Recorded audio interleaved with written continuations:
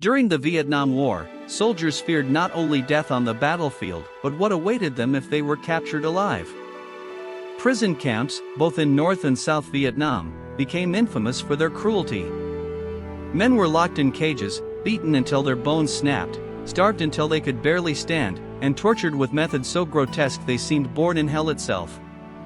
Two prisons in particular stand out. The notorious Ho Lo prison in Hanoi, nicknamed the Hanoi Hilton, where American POWs suffered.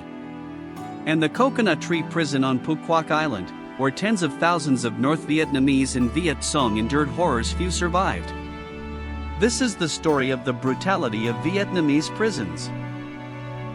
During the war, around 2,500 American soldiers were reported as prisoners of war or missing in action. But when U.S. involvement ended in 1973, only 591 men returned home. The rest remained in captivity. Most were held in one of 13 prison camps scattered across North Vietnam. The most infamous was Ho Lo prison, located in Hanoi. Its inmates gave it a darkly ironic nickname, the Hanoi Hilton.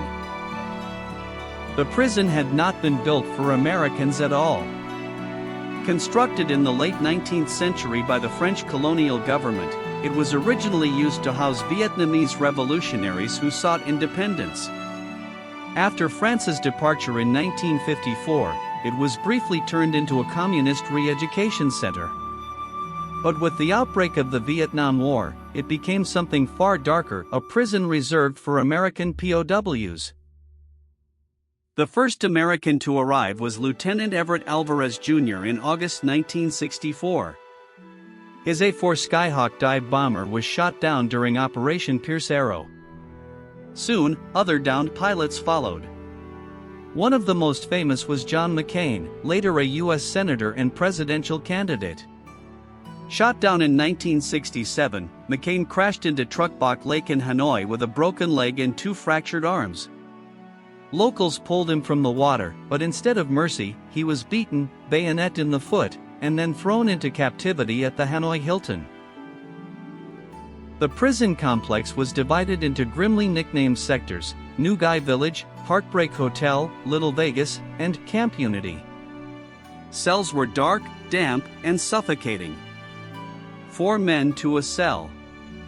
Wooden boards served as beds, but with iron shackles at the foot, turning rest into torment. There were no toilets, only rusted buckets.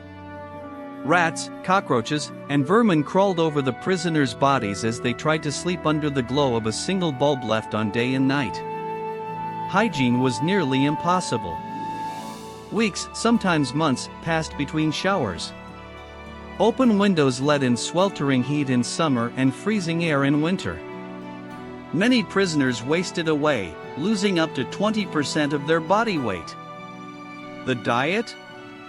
A greasy soup, a bowl of rice, and the occasional mysterious vegetable. Malnutrition left men frail, cold, and desperate.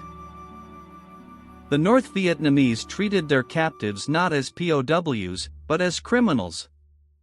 Prisoners were ordered to obey without question. Refusal meant punishment. Talking was forbidden. Guards demanded constant respect.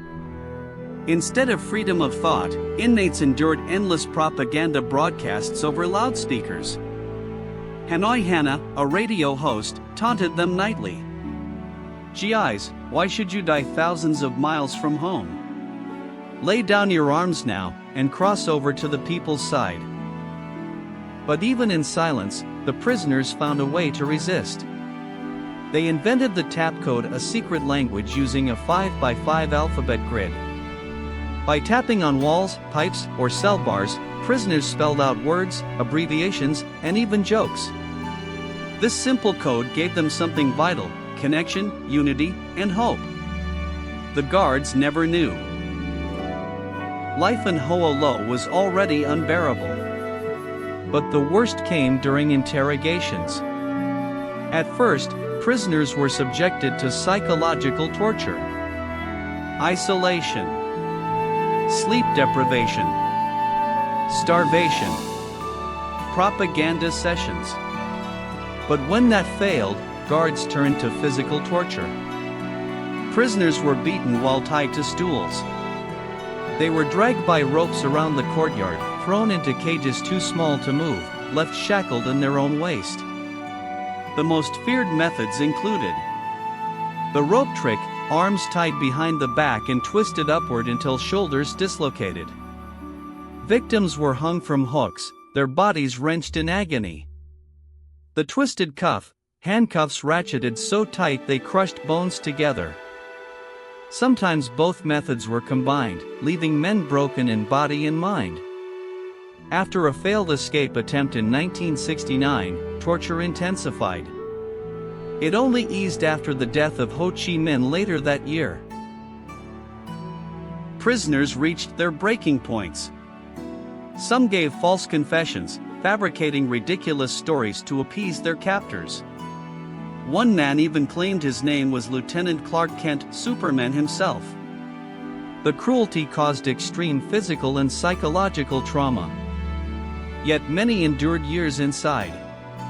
Lieutenant Everett Alvarez Jr., the first American captured, spent 8 years and 7 months imprisoned before being released in 1973. Operation Homecoming finally freed the last American prisoners in March that year.